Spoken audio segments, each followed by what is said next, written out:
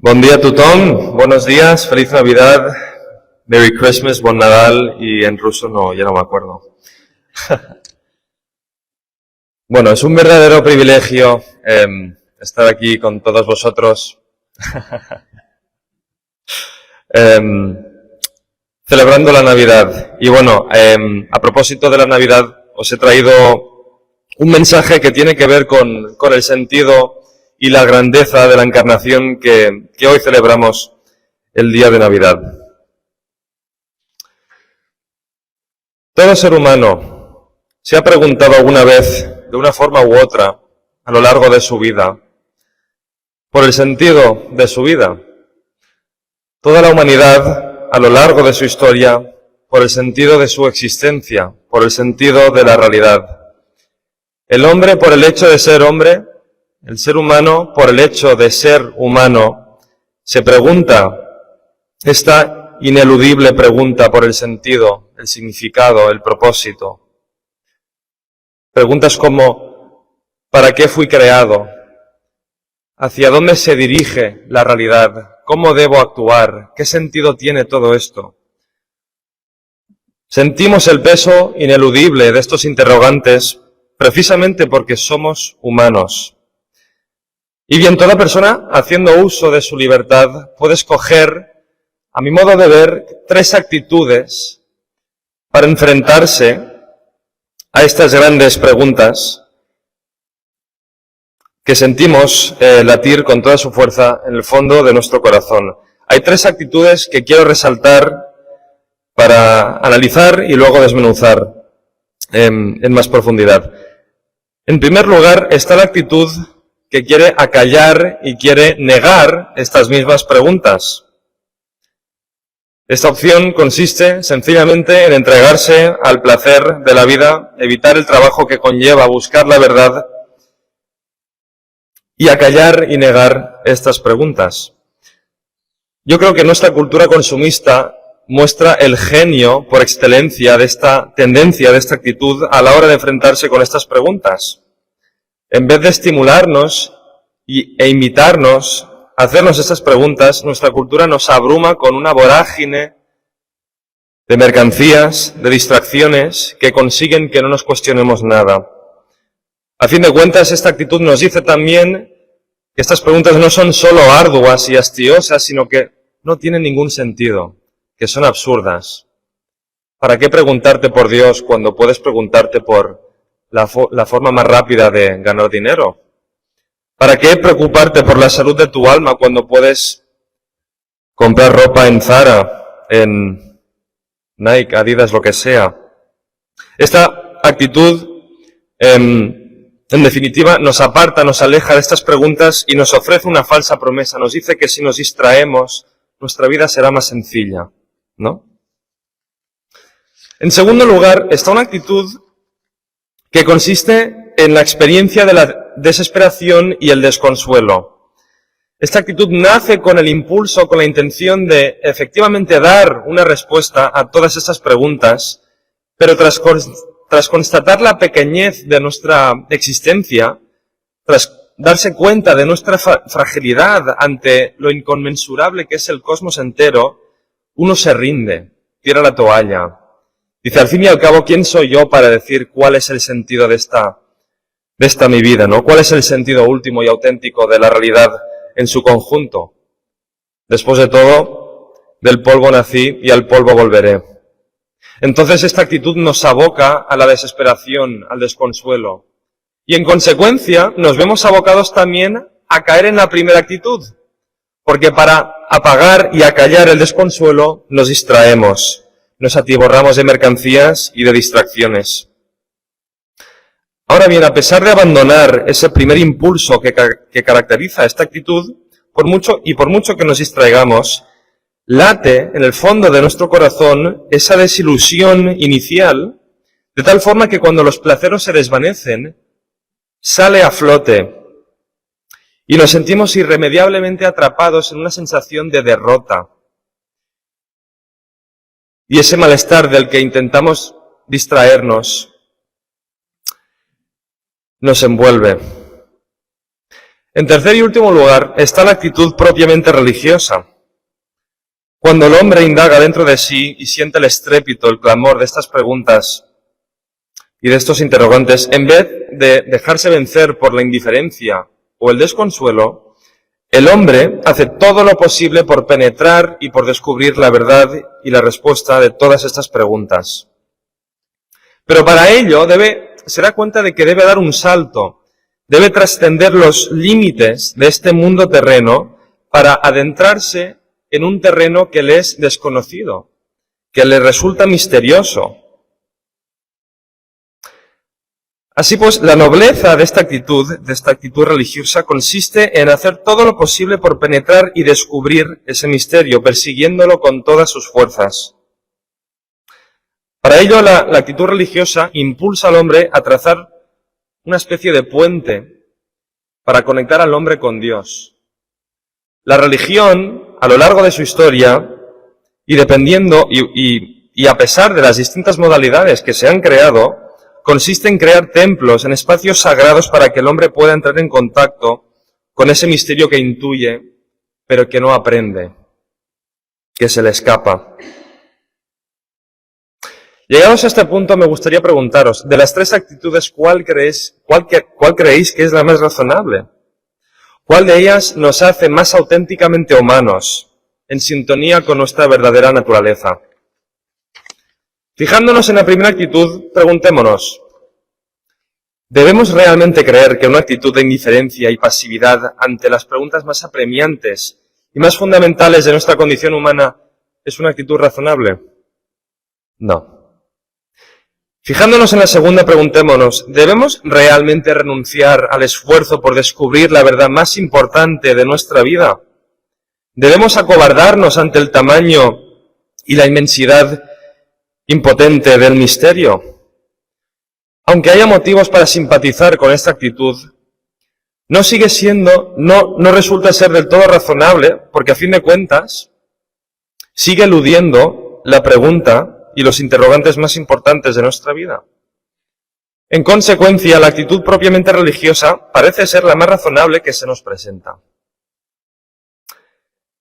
Dicho esto, nos encontramos ahora ante una encrucijada que nos obliga a tomar una decisión importante. Si vamos a actuar en consonancia con nuestra naturaleza humana, deberíamos, en consecuencia, adherirnos a una religión, bien sea histórica, institucional, como el Islam, el judaísmo, el cristianismo, el budismo, o incluso podríamos crear nuestra propia religión, nuestra propia espiritualidad. Nuestra cultura posmoderna nos dice que sí, que muy bien, la religión está muy bien, pero siempre y cuando no se diga que una es la auténtica y las otras no lo son. Tiene usted el derecho a profesar la fe que le plazca, pero no pretenda convencer a los demás que la suya es la verdadera. Si a usted le funciona el cristianismo, genial, pero no olvide que el cristianismo es meramente una opción de entre muchas otras. ¿Os suena este discurso? Este discurso nos proporciona aparentemente una lógica adecuada para afrontar esta encrucijada que acabo de mencionar. Al fin y al cabo, se trataría de escoger la opción que más nos convenga, ¿cierto? De escoger la profesión de fe que más se adecue a nuestros gustos, a nuestras sensibilidades, a nuestro trasfondo, a nuestra cultura, etcétera, etcétera. Entonces, si has nacido en una familia y una cultura cristiana y no deseas alejarte de tus raíces, sé cristiano. Es lo que más te conviene. Si tu familia viene de Afganistán y no quieres traicionar el celo religioso del Islam, sé musulmán. Ahora bien, si eres un posmoderno europeo y sientes desilusión por el descrédito generalizado que están sufriendo las religiones institucionales y quieres vivir una religiosidad creativa, crea tu propia religión, para no tener que hacer nada que no te parezca necesario, para no hacer nada que te resulte extraño. Vive tu religión según tus propios términos y tus propias reglas. Todo se te hará más cómodo. ¿Os suena este discurso? Por mucho que esta lógica propia de nuestra sociedad y de nuestra mentalidad cultural parezca razonable y sea conveniente, hay un hecho, hay un acontecimiento histórico que la desafía, la derrumba por completo. Pues bien, ese acontecimiento es el que celebramos hoy, el día de Navidad. ¿A qué me refiero con esto? Pues veamos. Con el nacimiento de Cristo, Dios se revela en la existencia y la historia humana. Si Dios se ha manifestado en la historia humana y ha manifestado expresando una voluntad particular, si ha marcado un camino concreto para alcanzarle, la nobleza de la actitud religiosa, lejos de consistir en construir puentes, en ingeniar sistemas para llegar hacia Dios, consiste en aceptar precisamente la venida de Dios y no tanto llegar hacia Él. El corazón del mensaje cristiano es que el misterio que todo ser humano intuye y que todo ser humano desea alcanzar, al que todos tendemos, se ha revelado a través de un encuentro humano. Dice San Juan en el hermoso prólogo de su Evangelio que la palabra se hizo carne y puso su morada entre nosotros, y hemos contemplado su gloria. Ese misterio al cual he hecho alusión en el principio, ese misterio que parece ser inasible, inalcanzable, que escapa a toda lógica humana, que trasciende todo racionamiento lógico, puso su morada entre nosotros, caminó entre nosotros, comió con nosotros,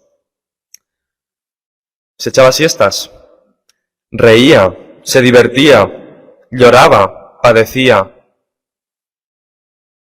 Y es por eso que el genio religioso, la actitud religiosa ya no consiste, como he dicho, en trazar un puente infinito hacia ese misterio, sino que consiste en abrazar un acontecimiento concreto. Y eso es lo que distingue al cristianismo de cualquier otra religión, de cualquier otra actitud. Así pues, todo el drama humano se reduce a un simple gesto de libertad. O bien acepto a Cristo o lo rechazo. Si nos fijamos en la lectura del Evangelio de Lucas, que hemos leído antes, los pastores que visitan al niño Jesús en el pesebre de Belén fueron anunciados por el ángel del Señor el nacimiento de este misterio de Cristo, de Dios hecho carne. Y bien, lo más probable es que estos pastores fueran analfabetos, incapaces de idear un gran sistema abstracto de religiosidad para llegar a Dios.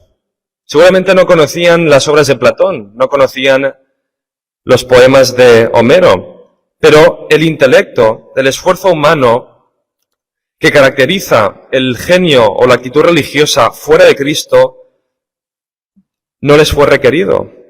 Su actitud y su respuesta fue muy sencilla. Vayamos a Belén a ver lo que ha sucedido, a ver lo que el Señor nos ha manifestado. El cristianismo es un anuncio de un encuentro al que nosotros somos invitados. Nada más nos es pedido, sencillamente acudir a Cristo y aceptarlo.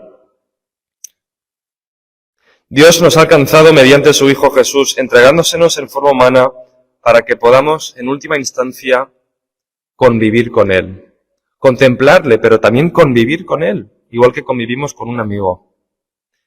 Entonces, lo que debemos hacer es contestar a una de las preguntas que Jesús repite a sus discípulos una y otra vez a lo largo de los evangelios. Jesús pregunta a los suyos, dice, ¿y vosotros quién decís que soy yo? Igual que ante las preguntas últimas de la existencia, existen estas tres actitudes en general que he esbozado. Hay tres actitudes que podemos adoptar con respecto a Cristo. He mencionado dos de ellas, una sería aceptarlo, otra sería rechazarlo, pero la tercera, y la que es menos razonable, es sencillamente mostrarnos indiferentes hacia Él. Uno puede abrazarlo, puede rechazarlo, puede calumniarlo, puede crucificarlo, pero uno no puede mostrarse indiferente hacia Él. ¿Por qué? Porque la pretensión de Cristo no es meramente convivir con nosotros como si fuese un amigo más, como si fuese otro profeta, otro líder moral. La pretensión de Cristo es llevarnos a Dios, cumplir el deseo más auténtico y más profundo de nuestro corazón. Entonces fijémonos en los pastores. Pastores que con total seguridad eran incultos, eran analfabetos, pero que sencillamente lo que hicieron fue acudir a un encuentro. Me gustaría fijarme por un momento en San Pablo, que aceptó a Cristo como Dios hecho hombre, y que pone de relieve en su carta a los filipenses la actitud más razonable que uno puede adoptar ante Cristo. Dice lo siguiente: pretendo así conocerle a Él. Por mi parte, hermanos, no creo haberlo conseguido todavía. Sin embargo, olvido lo que dejé atrás y me lanzo a lo que está por delante, corriendo hacia la meta. La pretensión de Cristo no consiste sencillamente en que lo aceptemos, sino en que, dado que Él es lo más grande que ha acontecido en la historia, todo lo que no sea Cristo parece insignificante, parece pequeño. Pues bien, es la actitud de los pastores que dejaron su rebaño y se lanzaron, como dice San Pablo, a Cristo. Y es la actitud misma de San Pablo, ¿no?, que desea ardientemente conocer a Cristo, la que debe impregnar nuestro espíritu navideño. Lanzarnos a un encuentro con Cristo para así llegar a gozar de una proximidad de intimidad con Dios que por nuestra cuenta no alcanzaríamos nunca.